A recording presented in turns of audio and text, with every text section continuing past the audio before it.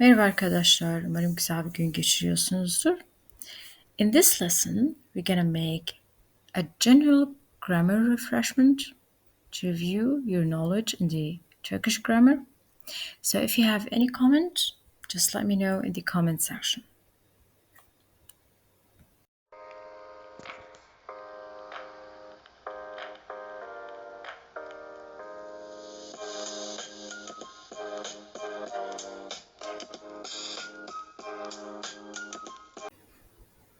The first part we're going through is the zarfiya. When you want to express your sentence saying, when I was at some place, at a location, or when I was adjective, or when I was doing something, it means you have to use zarfil grammar, which is a suffix called can. The y in the between brackets is for protection if you have a vowel from the previous word, which is the noun. The first type we're going through is the adjective, which is sıfat. Sıfat only takes the can as a suffix. Hastayken ders çalışmıyorum. When I'm sick, I don't study. Mutluyken fazla yemek yiyorum. When I'm happy, I eat more. Now let's go to the second part, which is at some place or location. For that, you have to take the noun followed by da or de, followed by can. Pardon, he can. İzmir'deyken arkadaşlarımı gördüm. When I was in Izmir, I saw my friends. Okuldayken müdür beni çağırdı. When I was at school, the headmaster, the principal, called me. For the last type, when you do something, you will use the verb, then. What's the verb tense? The suffix that needed, followed by can. Ders çalışırken zil çaldı. When I was studying, the bell rang. Film izliyorken annem geldi. When I was watching the movie, my mom came. Tam okuldan çıkacakken yağmur başladı. When I was about to leave the school, the rain started. And this is it. Now let's talk about hal ekleri. If I want to make a sentence indicating where you can find something, the location of where you can find it, you would use suffix added at the end of the noun as da, de, da, te, depending on fıstık cevap alphabets. If you're going to indicate the sentence for the location that you're going to, you would add suffix as a, e at the end of the noun. If you're going to indicate a sentence for the location that you're leaving from, you would use suffix as dan, den, tan, ten added to the noun. If you're going to mention just a word, a noun, without indicating any location, you would use suffix as i, u, ü added to the noun. Let's see. Dolapta yemek var.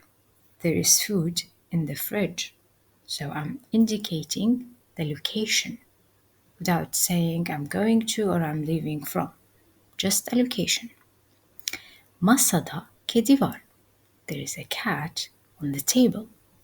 Again, it's only indicating the location. Evden geldim.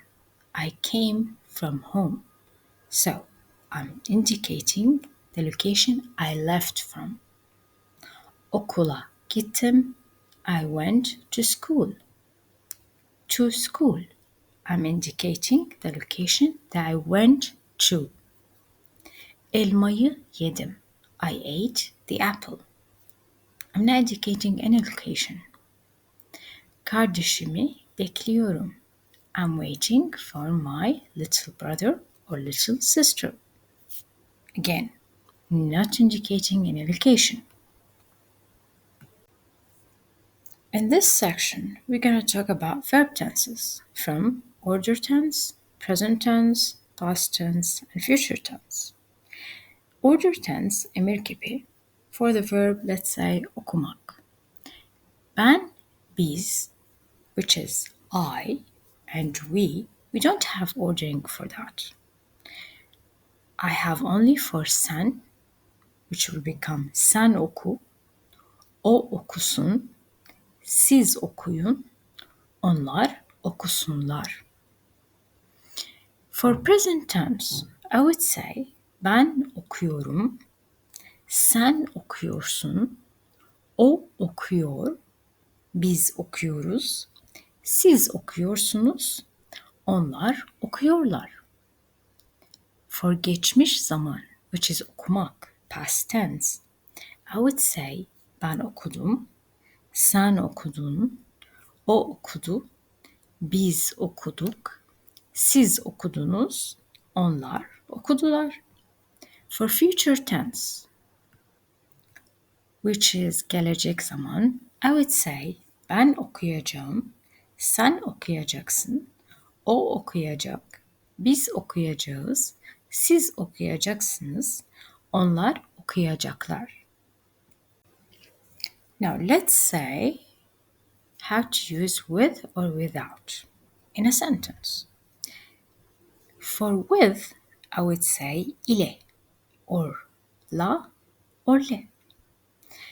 Like babamla konuştum. It's the same as babam ile konuştum. Taksi ile geldim. It's the same as taksi ile geldim. And this means with. I talked with my dad. I came with a taxi. Now let's say without. I would use sız, siz, suz, süz. Like this. Tuzsuz yemekler güzel değil. The food without salt is not tasty. Tuzsuz. Now, let's say I drink my coffee with sugar. I would use also to indicate the meaning of with li, lu, lü. Kahve şekerli içiyorum. Now, let's talk about önce and sonra, before and after. I have two types for that. One to use them with a noun and one to use them with a verb. Also, we're going to use the word till, which is kadar. Now, first of all, if I'm going to use önce and sonra with a noun, I would use the suffix added to the noun done or done, followed by önce or sonra, which is before or after. Okuldan önce kahvaltı yaptım. I had my breakfast before school. Okuldan sonra ödevimi yaptım. I did my homework after school. It's a noun, okul. Now, I have the word kadar, till, which is the same concept, the same rule. The noun followed by the suffix dan or dan. Sabahtan akşama kadar ders çalıştım. I studied from morning till night. Evden okula kadar 3 metre var. The distance from the home till the school is 3 meters. Now, let's go and check how to use it, önce and sonra, with a verb. If it's önce, I would use the verb followed by the suffix madan. After it, önce. Uyumadan önce dişlerimi fırçaladım. Before I slept, I brushed my teeth. If I'm using sonra, I would use the verb followed by dikten or dükten and after it sonra. Ders çalıştıktan sonra arkadaşımla takıldım. After I finished studying, I hang out with my friend. Now let's talk about isim tamlaması. It's a noun, a fundamental aspect in Turkish grammar that plays a crucial role to form sentences, to indicate the relationship between the two, expressing various types of relationship such as location, position, direction, manner, and many more. I have three types: belirtili, belirtisiz, zincirleme. I would use zincirleme if you have three nouns and more. Like when I say, odanın kapısının rengi siyah. The color of the door of this room is black. I'm not talking only about color. I'm talking about the color of this door of this room. I'm specifying it. I have three things I'm specifying: the color of the door of the room. When I say belirtisiz, I'm talking in general, like oturma odası, living room, kadın çantası, women's purse, annemin çantası. I'm not specifying which purse. I'm talking in general, my mom's purse. But when I want to make it specified in something certain, I would use the belirtili, like Ali'nin ayakkabısı, Ali's shoes. Türkiye'nin başkenti Ankara. The capital of Turkey is Ankara. I could say annemin çantası, but not about the word çantası. I'm talking about annemin, my mom's purse. In this part, I'm going to talk about possessive suffix ki and to refer to something that happens or exists using this suffix daki or iki. Like this. Evimizdeki bahçe küçük. The garden in our home is small. Yarınki sınav. Tomorrow's test. Dünkü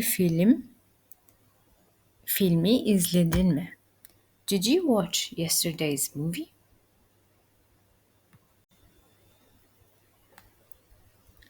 Now we're going to talk about how to use dominance over the other using the word en, üstünlük.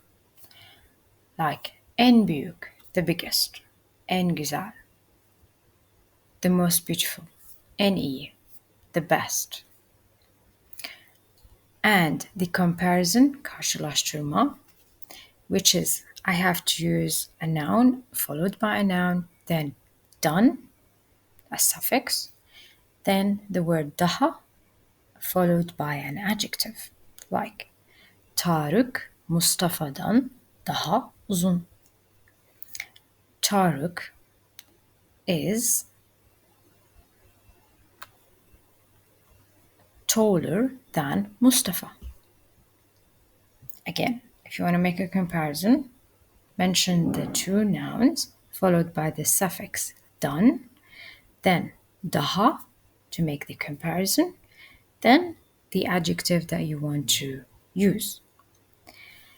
If I have a sentence, I want to make it in the meaning for a while or since, which is zaman zarfı, use the suffix dan added to the noun, followed by beri or dir. Like this. Sabahtan beri cevap yok. There's no answer from the morning or since morning. Uzun zamandır konuşmadık. We didn't talk for a long time. 2 saattir seni bekliyorum. I'm waiting for 2 hours.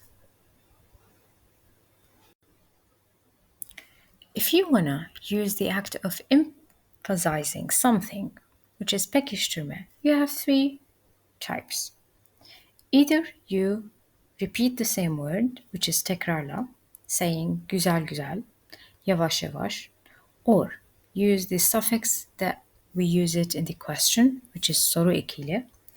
Uzun mu uzun, pahalı mı pahalı, or add more words like simsiyah, yemyeşil, masmavi, kıpkırmızı.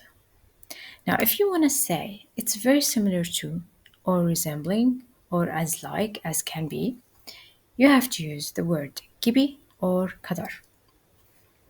How? Aslan gibi adam. Şeker gibi tatlı. Pamuk gibi yumuşak. Benim kadar güzel.